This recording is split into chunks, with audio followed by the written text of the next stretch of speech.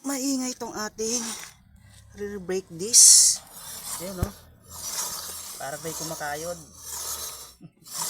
Para may kumakayod na bakal sa bakal. Oh.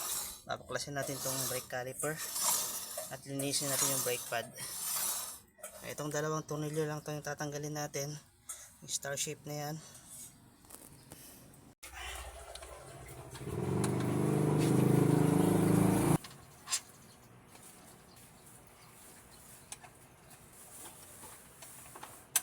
First time na ito mabaklas, kaya ano pa, oh, maganit pa yung tornilyo, nakadikit pa yung kanyang thread locker.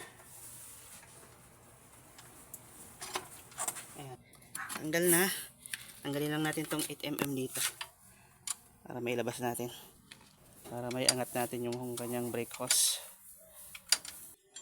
Ayan, tanggal na natin.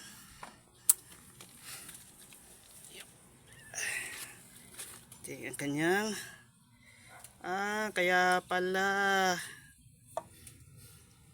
pudpud na talaga yung kanyang brake pad. Bakal na to. Baklasin natin yung pad. Nasa 14,500 pa lang yung odometer, pero napudpud na. Hindi ko rin expected na ganoon siya mapupudpud sa ganyang odo. Nakakaligtaan ko na lang kasing i-check eh. Naramdaman ko na lang umingay na. Lang natin yung tornilyo na to para humiwala yung kanyang bracket at matanggal natin yung pad.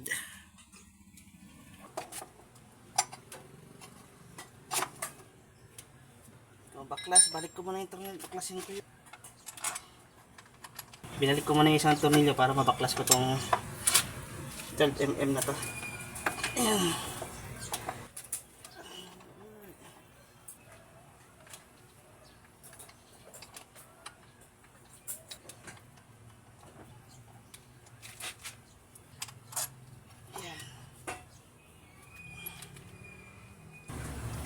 Ayan. Ito na yung kanyang pad. Slide na up. Napudpud na talaga. Kunti na lang natira sa kabila eh. Kunti na lang natira sa kabila. So ayun nga, pudpud nga talaga. Ayan, oh, ito yung kabila. May natira pang pad dito konti. Ayan, tapos bakal na siya. Bakal to bakal na, hindi natin namalayan. Ito, bumili muna tayo ng replacement para mapalitan na natin agad. Tapos linisin muna natin yung caliper bago natin install yung bagong palit. Ayan, marumi. Tubig lang saka brush, okay na. Para bago natin itulak tong kanyang piston malinis.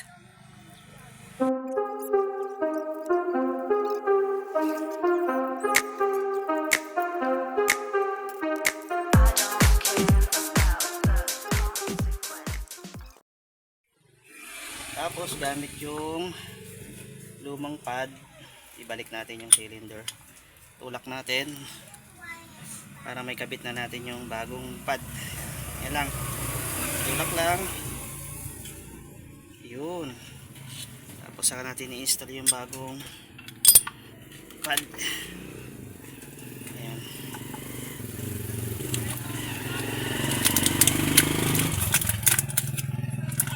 Ito yung clip dito, ibalik natin.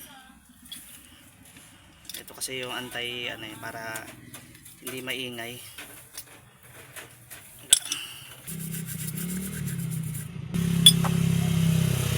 Kailangan itong balik tong bakal na to kasi ito yung nag-ano ng vibration para hindi maingay yung preno. Ayan, ay kabit natin. Medyo maluwag, oh. Maluwag sa replacement. Pero okay lang yan. Tapos kabit na natin. So yung pagkabit, kung paano yung pagtanggal kanina, ganun din yung pag-install. So dito, slide lang natin dito ganyan. Ayan, tulak. Okay. Lang dito.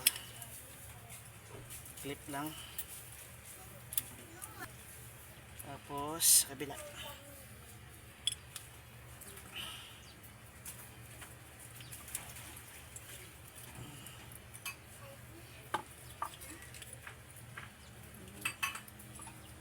Slide lang natin. Ayan. Pasok.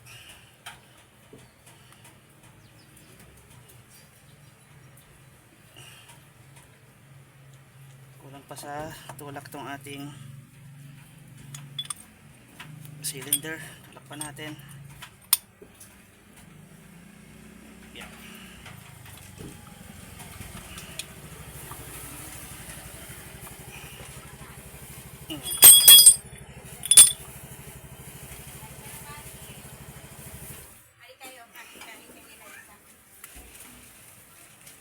Ito na ibalik.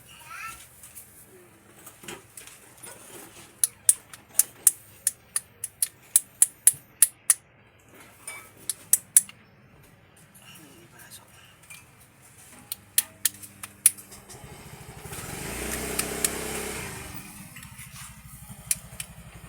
Ayun.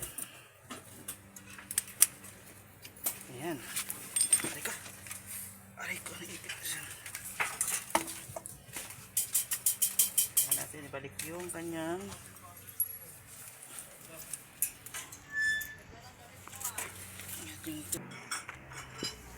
ito kailangan kontrahin nito kasi may ikot lang siya diretso. Kailangan kontrahin yung kabila. Ayan. Kailak. Ito lang natin. Ayan. Po, saka na natin ibalik. Ito natin.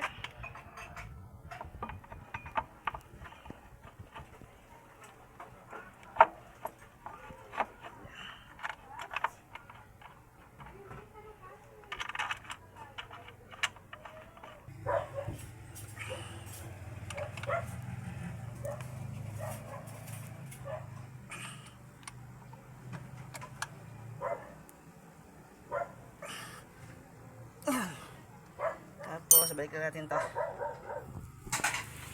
Itong kanyang hose brace.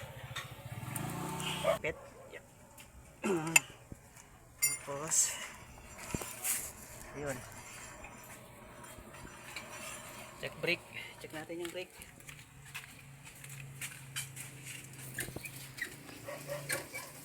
Ayun. Okay na. So, okay na. Palitan na natin.